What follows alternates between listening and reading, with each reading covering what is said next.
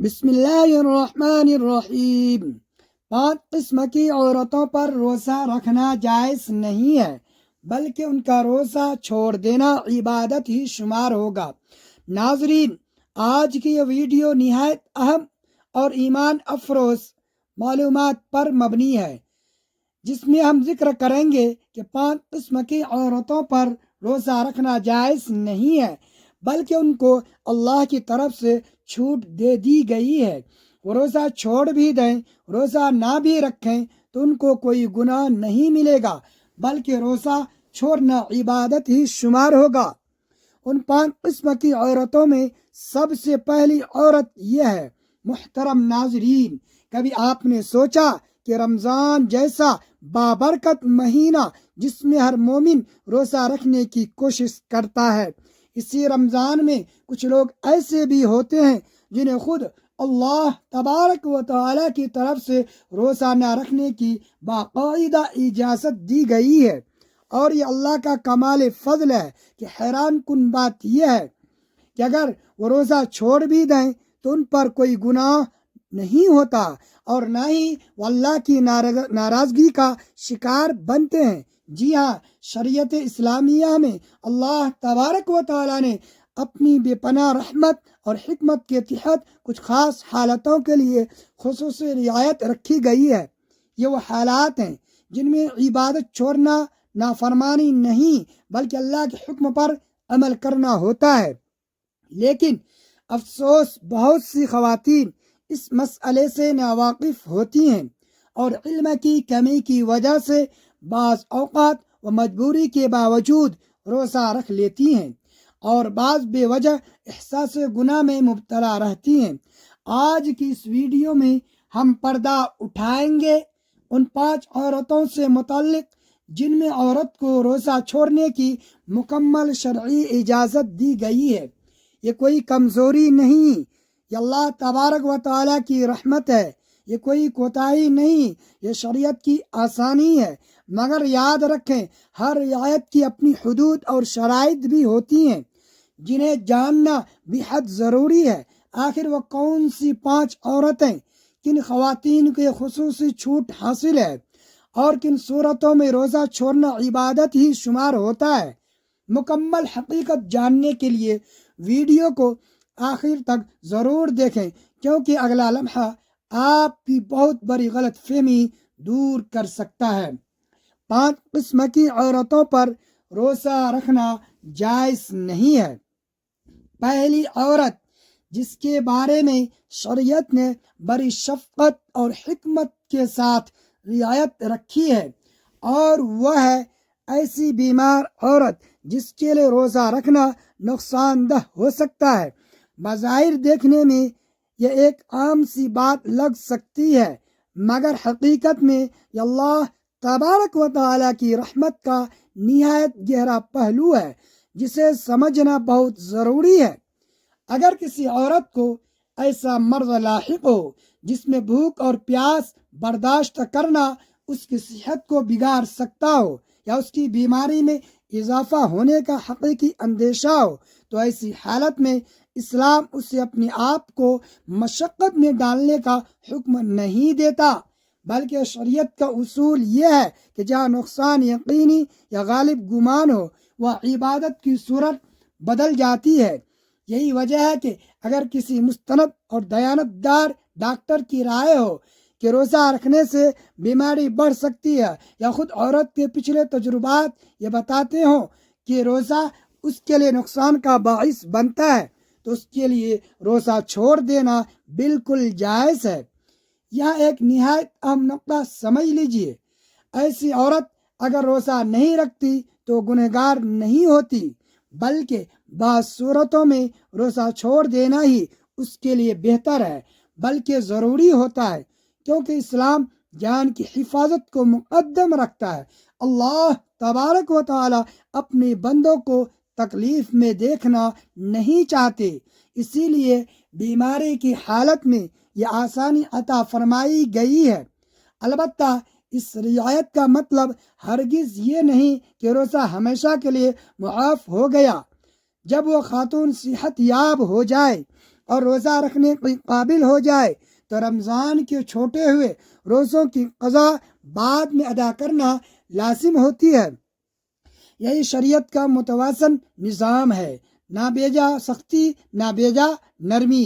بس اگر کوئی عورت واقعی بیماری کی وجہ سے روزہ چھوڑتی ہے وہ محروم نہیں بلکہ اللہ تبارک و تعالیٰ کی دی ہوئی رخصت پر عمل کر رہی ہوتی ہے۔ اور یاد رکھیں اللہ تبارک و تعالیٰ کی دی ہوئی رخصت کو قبول کرنا بھی بندگی ہی کی ایک صورت ہے۔ دوسری وہ عورت ہے جس کے لیے شریعت نے نہایت نرمی اور ماں کی ذمہ داریوں کو سامنے رکھتے ہوئے خصوصی آسانی رکھی ہے، اور وہ ہے دودھ پلانے والی عورت جسے اپنے بچے کے لیے دودھ کم ہونے کا اندیشہ ہو۔ بظاہر ایک معمولی خدشہ لگتا ہے مگر شریعت کی نگاہ میں ایک معصوم جان کی ضرورت بہت بڑی اہمیت رکھتی ہے۔ سوچئے ایک ماں اپنے ننھے بچے کی مکمل غذا کا واحد ذریعہ ہوتی ہے۔ اگر روزہ رکھنے کی وجہ سے اس کے جسم میں پانی اور غذائیت کی کمی ہو جائے تو اس کے نتیجے میں دودھ کم ہونے لگتا ہے تو سب سے پہلے اثر بچے پر پڑتا ہے۔ اسی لیے اسلام نے یہاں سختی نہیں بلکہ رحمت کا دروازہ کھولا ہے۔ اگر کسی دودھ پلانے والی ماں کو اپنے تجربے، جسمانی کمزوری یا قابل اعتماد ڈاکٹر کے مشورے سے یہ غالب گمان ہو جائے کہ روزہ رکھنے سے دودھ متاثر ہوگا اور بچے کی صحت کو نقصان پہنچ سکتا ہے تو ایسی صورت میں اس کے لیے روزہ چھوڑ دینا، روزہ کو مؤخر کر دینا بالکل جائز ہے۔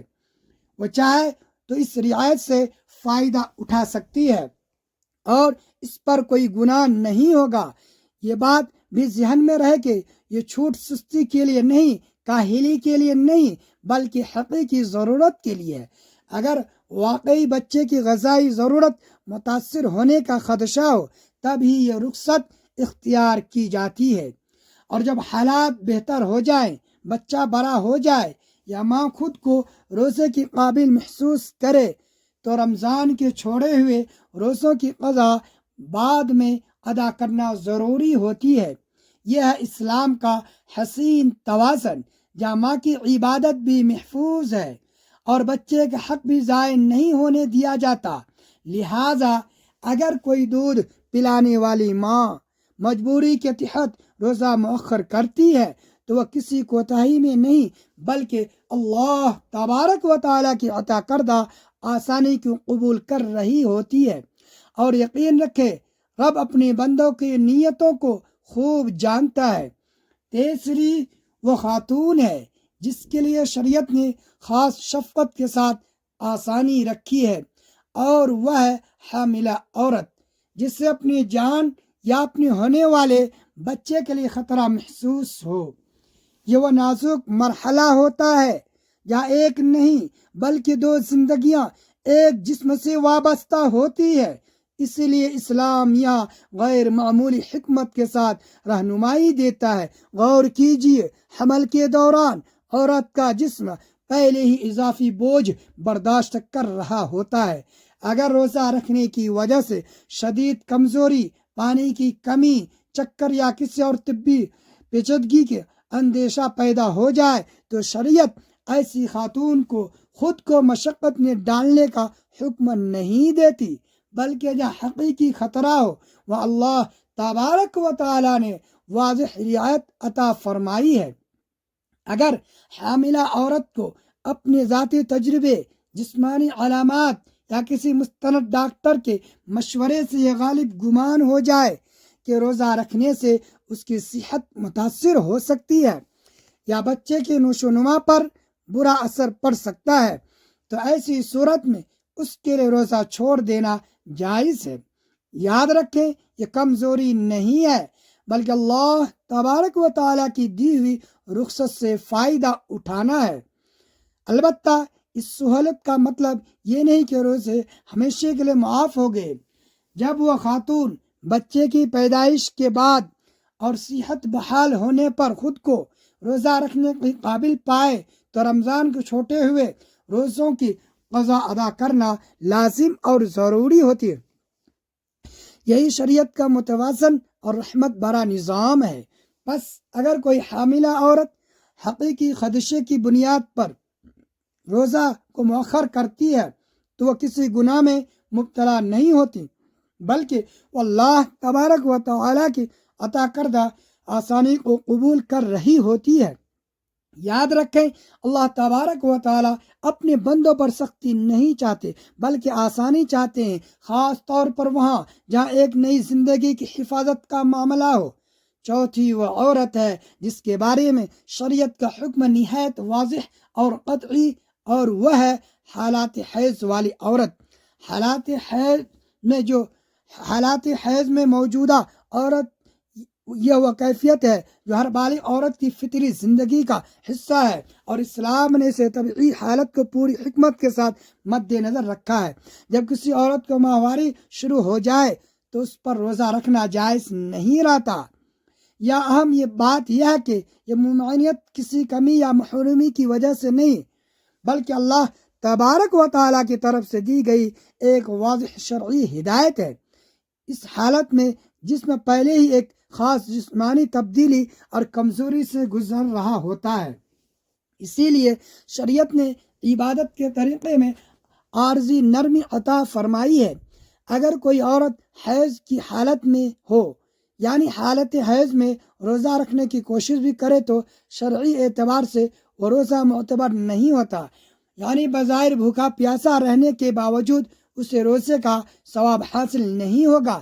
اس لیے فقہاء نے وضاحت کی ہے کہ ایسی صورت میں روزہ رکھنا درست طریقہ نہیں ہے بلکہ حکم شریعت کے خلاف ہے۔ البتہ یہاں ایک اور پہلو سمجھنا نہایت ضروری ہے۔ حیض ختم ہونے اور پاکی حاصل ہونے کے بعد اس عورت پر رمضان کو چھوٹے ہوئے روزوں کی قضا رکھنا لازم اور ضروری ہوتا ہے، یعنی اسلام نے عبادت کو مکمل طور پر ساقط نہیں کیا بلکہ مناسب وقت تک مؤخر کیا ہے۔ یہی شریعت کا خوبصورت توازن ہے، نہ فطرت پر بوجھ نہ عبادت کی مکمل محرومی۔ یہ حکم واضح طور پر احادیث مبارکہ سے ثابت ہے اور امت کا اس پر اجماع ہے۔ لہذا اگر کوئی عورت حیض کے دنوں میں روزہ چھوڑ دیتی ہے تو وہ ہرگز گنہگار نہیں ہوتی بلکہ وہ عین شریعت پر عمل کر رہی ہوتی ہے۔ بس یاد رکھیں، بعض اوقات عبادت چھوڑ دینا ہی اصل اطاعت ہوتی ہے، اور حیض کے ایام میں روزہ مؤخر کرنا دراصل اللہ تبارک و تعالیٰ کے حکم کو ماننا اور حکم کو سر تسلیم خم کرنا ہے، تو خود ایک بڑی بندگی ہے۔ پانچویں وہ عورت ہے جس کے لیے شریعت نے ماں بننے کے نازک مرحلے کو سامنے رکھتے ہوئے خصوصی رعایت رکھی ہے، اور وہ نفاس والی عورت، یعنی وہ عورت جسے بچے کی پیدائش کے بعد خون آ رہا ہو۔ یہ وقت عورت کی جسمانی کمزوری اور بحالی کا مرحلہ ہوتا ہے، اسی لیے اسلام یا غیر معمولی آسانی عطا کرتا ہے۔ ولادت کے بعد آنے والا خون نفاس کہلاتا ہے۔ جب تک یہ کیفیت جاری رہے اس دوران عورت پر روزہ رکھنا جائز نہیں ہوتا۔ شریعت کا اصول یہاں بالکل واضح ہوتا ہے کہ نفاس کی حالت میں عبادت کا طریقہ وقتی طور پر بدل جاتا ہے۔ اگر کوئی عورت اس مدت میں روزہ رکھنے کی کوشش بھی کرے تو روزہ شرعاً معتبر نہیں ہوتا، یعنی اسے روزے کا ثواب حاصل نہیں ہوگا۔ یہ حکم دراصل اللہ تبارک و تعالیٰ کی رحمت کا مظہر ہے، کیونکہ بچے کی پیدائش کے بعد عورت کا جسم شدید کمزوری، تھکن اور اندرونی تبدیلیوں سے گزر رہا ہوتا ہے۔ ایسے وقت میں اسے بھوک اور پیاس کی اضافی مشقت میں ڈالنا اسلام کا مقصد نہیں ہے۔ اسی لیے شریعت نے ماں کی صحت اور بحالی کو مقدم رکھا۔ البتہ اس رعایت کے ساتھ ایک ذمہ داری بھی وابستہ ہے۔ جب نفاس کا خون آنا بند ہو جائے، نفاس کا وقت ختم ہو جائے، عورت پاک ہو جائے اور وہ روزہ رکھنے قابل ہو جائے تو رمضان کے جتنے روزے چھوٹے تھے ان کی قضا بعد میں ادا کرنا ضروری اور لازم ہوتی ہے۔ यूं इबादत साकित नहीं होती बल्कि मुनासिब वक्त तक मुअख्खर कर दिया जाता है। लिहाजा अगर कोई औरत निफास के दिनों में रोज़ा नहीं रखती, रोज़ा छोड़ देती है तो हरगिज़ गुनहगार नहीं होती बल्कि वह अल्लाह तबारक व तआला की दी हुई रुखसत पर अमल कर रही होती है। याद रखें, माँ बनने की इस नाजुक मरहले में शरीयत की इस आसानी को कबूल करना भी बंदगी ही की एक खूबसूरत मजहर है। मुहतरम नाजरीन, अल्लाह तबारक व तआला की ज़ात सरासर रहमत, शफ़क़त और मेहरबानी का समंदर है। वह रहमुर राहिमीन है, यानी बेहद मेहरबानी फरमाने वाला, और वह अर्रहीम है, यानी बार बार रहम फरमाने वाला है। उसकी रहमत किसी एक गिरोह, किसी एक वक्त या किसी एक हालत तक महदूद नहीं, बल्कि उसकी मेहरबानी पूरी कायनात को अपने हाथ में लिए हुए है। इंसान जब अपनी ज़िंदगी के नशीब फराज पर नज़र डालता है तो उसे हर मोड़ पर रब की नरमी, उसकी आसानी और उसकी शफ़क़त के जलवे नज़र आते दिखाई देते हैं। सोचिए, एक माँ अपने बच्चे से कितनी मोहब्बत करती है। वो रातों को जागती है, अपनी नींद को कुर्बान करती है, अपनी ख्वाहिशें छोड़ देती हैं, मगर अपने बच्चे को तकलीफ में नहीं देख सकती। लेकिन हमारा रब की मोहब्बत उससे भी कहीं ज़्यादा है। अहादीस में आता है कि अल्लाह तबारक व तआला अपने बंदों पर माँ से भी बढ़कर रहम फरमाने वाला है। यानी वो मोहब्बत जिसे हम दुनिया में सबसे बड़ी मोहब्बत समझते हैं, रब की रहमत उससे भी बढ़कर, बल्कि कई गुना बढ़कर और ज़्यादा वसी और गहरी भी है। अल्लाह तबारक व तआला हरगिज़ नहीं चाहता कि उसकी मखलूक बेजा परेशानी में पड़े। ना वो अपने बंदों को ऐसी मशक्क़त में देखना पसंद करता है जो उनकी ताकत से बाहर हो। इसीलिए दीन इस्लाम में जगह जगह आसानियाँ रखी गई हैं। जहाँ ताकत हो वहाँ हुक्म है, जहाँ मजबूरी हो वहाँ रियायत है। ये तवाज़न किसी इंसानी सोच का नतीजा नहीं, बल्कि रब रहीम की हिकमत का मजहर है। फिर जब माह रमज़ान आता है तो गोया आसमानों से रहमतों की बारिश शुरू हो जाती है। ये वो महीना है जिससे बरकतों, मग़फ़िरतों और रहमतों का मौसम कहा जाता है।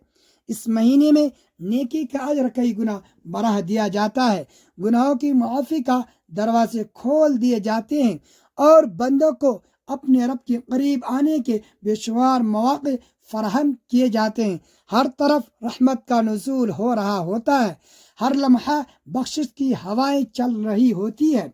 लेकिन यहाँ रब की रहमत का एक और हसीन पहलू सामने आता है। अल्लाह तबारक व तआला ने इस बाबरकत महीने में भी अपने बंदियों को नहीं बुलाया। उसने औरतों पर यकसा बोझ नहीं डाला, ना उनकी फितरी हालतों को नज़रअंदाज किया, बल्कि अपनी कामिल हिकमत और शफ़क़त के साथ उनके लिए खुसूसी रियायतें मुकर्रर फरमाई। जहाँ रोज़ा उनके लिए नुकसानदेह हो सकता है, अल्लाह तबारक व तआला ने फरमाया, तुम पर जबर नहीं, तुम पर आसानी है। यही तो रब की रहमत है। वो इबादत भी चाहता है मगर बंदे की टूट फूट नहीं चाहता। वो कुर्बत भी चाहता है मगर बंदे की तकलीफ के बदले नहीं। इसलिए बीमारी, हमल, दूध पिलाने, हैज़ व निफास जैसी हालतों में औरतों को रोज़ा मौखर करने की इजाज़त दी गई है। ये महरूमी नहीं, ये अल्लाह तबारक व तआला की तरफ से मोहब्बत भरा तोहफ़ा है। ये कमी नहीं, ये रब ताला की ख़ास नज़र करम है। हकीकत यह है कि अल्लाह तबारक व तआला अपने बंदों से सख्ती नहीं बल्कि आसानी चाहता है। वह चाहता है कि उसकी मखलूक सुकून में रहे, तंदुरुस्त रहे और उसकी इबादत मोहब्बत और इत्मीनान के साथ करे। अगर वह चाहता तो किसी को भी कोई रियायत ना देता, मगर उसकी सिफत ही रहमत है, उसकी शान ही नरमी है, उसका अंदाज़ा ही शफ़क़त है। लिहाजा जब कोई औरत अपनी मजबूरी की हालत में रोज़ा मौखर करती है तो अल्लाह तबारक व तआला से दूर नहीं हो रही होती है, बल्कि वह उसी रब की दी हुई इजाज़त को कबूल कर रही होती है जो अपनी मखलूक से सब 77 ماؤں سے بڑھ کر محبت کرتا ہے۔ رمضان کی یہ رحمتیں ہمیں یہ سبق دیتی ہے کہ ہمارا رب ہمیں تھکانا نہیں چاہتا، وہ ہمیں سنبھالنا چاہتا ہے، وہ ہمیں آزمانا نہیں چاہتا، وہ ہم پر رحمت نچھاور کرنا چاہتا ہے۔ اللہ پاک کا ایک خوبصورت نام الرؤوف ہے، جس کا مطلب ہے نہایت مہربان اور نرمی کرنے والا، جو اپنے بندوں کی ہر مشکل میں آسانی پیدا فرماتا ہے۔ امید ہے کہ آج آپ کو یہ ویڈیو اور اللہ تبارک و تعالیٰ کی رحمت کے یہ پہلو بہت پسند آئے ہوئے ہوں گے۔ اگر یہ ویڈیو اچھی لگی ہو تو اسے لائک کریں، اور ایسی مزید اسلامی معلومات کے لیے ہمارے چینل کو سبسکرائب ضرور کریں۔ جزاکم اللہ خیرا واحسن الجزا۔